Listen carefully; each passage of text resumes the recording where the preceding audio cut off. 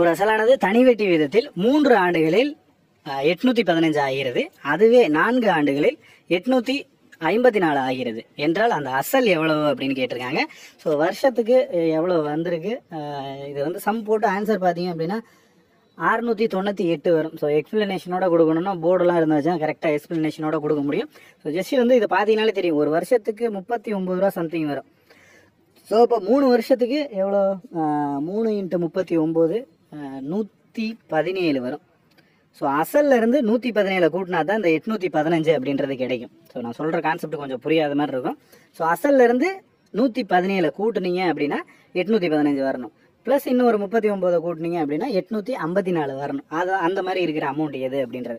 இதுலேருந்து 117 கூட்டினீங்கன்னா வேறு அமௌண்ட் வரும். இதுலேருந்து 117 கூப்பிட்டா வேறு எங்கேயோ போகும்.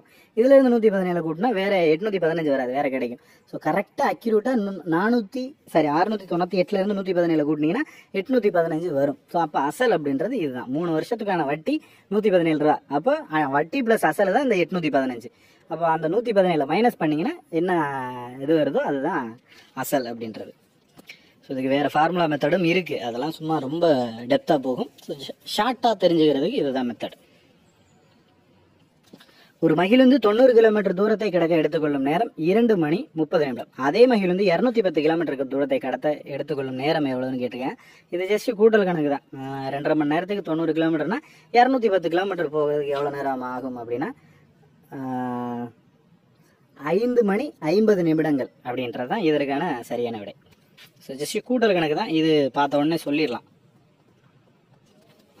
ஏ என்பவர் தனியே ஒரு வேலையை 10 நாட்களிலும், பி என்பவர் அதே வேலையை 15 நாட்களில் முடிப்பார். அவர்கள் இந்த வேலையை 2 லட்சம் தொகைக்கு ஒப்புக்கொண்டால் ஏயின் பெரும் பங்கு தொகை எவ்வளவு அப்படின்னு கேட்டிருக்காங்க.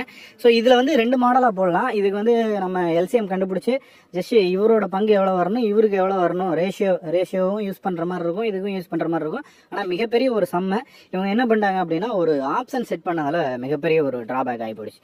என்ன அப்படின்னா மொத்த பங்கு தொகையே 2 லட்சம் தான்.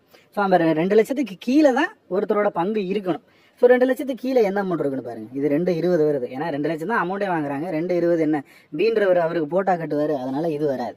ஸோ இது வந்து தவறாக போயிடும். அதே போல் 3 லட்சங்கிறது தவறு. 2 லட்சம் தான் மொத்த தொகையை. இங்கே 5.20 லட்சம் கொடுத்துருக்காங்க, அதுவும் தவறு.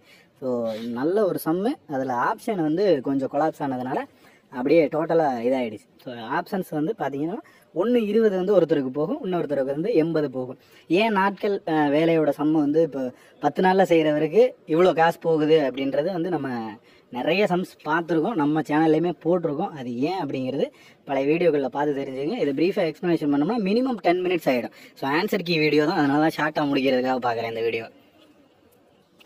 10% ஆண்டு வட்டியில் ஆண்டுக்கு ஒரு முறை வட்டி கணக்கிடப்பட்டால் 3 ஆண்டுகளில் அசலானது 2662 தொகையாக மாறும். அப்போ அசல் என்னது, எந்த தொகையால் மாறும் அப்படின்னு கேட்டிருக்காங்க. அசல்ன்றது 2000 அப்படின்றது. ஸோ 3 வருஷத்துக்கு நீங்கள் தனி வட்டி அப்படின்னு இது வந்து கூட்டு வட்டியில் கால்குலேஷன் பண்ணியிருக்காங்க. இந்த இடத்துல கூட்டு வட்டி அல்லது தனி வட்டி அப்படின்றது எதுவுமே அவங்க மென்ஷன் பண்ணலை. ஸோ அப்படி மென்ஷன் பண்ணலைனாலும் நம்ம கூட்டு வட்டியில் போட்டால் தான் சரியான முறையில் இதுக்கான ஆன்சர் வரும்.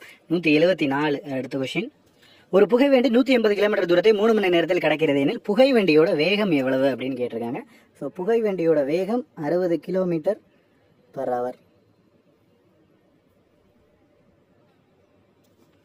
அதான் 3 மணி நேரத்தில் 80 கிலோமீட்டர் வேகத்தை போகுதுன்னா அப்போ 1 மணி நேரத்தில் 60 கிலோமீட்டர் போகும், 2 மணி நேரத்தில் 180 போகும், 3 மணி நேரத்தில் 180 போகும். இதுதான் கான்செப்ட். இன்னொரு வருஷம் இதே மாதிரியே கேட்டிருந்தாங்கன்னு நினைக்கிறேன். 150 மீட்டர் நீளமுள்ள ரயில் விளக்கு கம்பத்தை 12 வினாடிகளில் கடக்கிறது எனில் அந்த ரயிலின் வேகம் என்ன அப்படின்னு கேட்டிருக்காங்க. வேகம் கால்குலேஷன்லாம் போட்டு முடிச்சிங்கன்னா 45 km/h அப்படின்றது கிடைக்கும். அடுத்து வந்து 42.5 மீட்டர் ரிப்பனில் இருந்து 85 சென்டிமீட்டர் நீளமுள்ள எத்தனை துண்டுகளை வெட்டலாம் அப்படின்னு சொல்லியிருக்காங்க. ஸோ 45.2 மீட்டர் அண்ட் சென்டிமீட்டராக மாற்றினீங்கன்னா 85 டிவைடட் பை 85ன்னு போட்டிங்கன்னா உங்களுக்கு வந்து ஆன்சர் அப்படின்றது கிடைக்கும். 50 துண்டுகளாக அதை வெட்டலாம். ஸோ இதுதான் மேக்ஸ்க்கான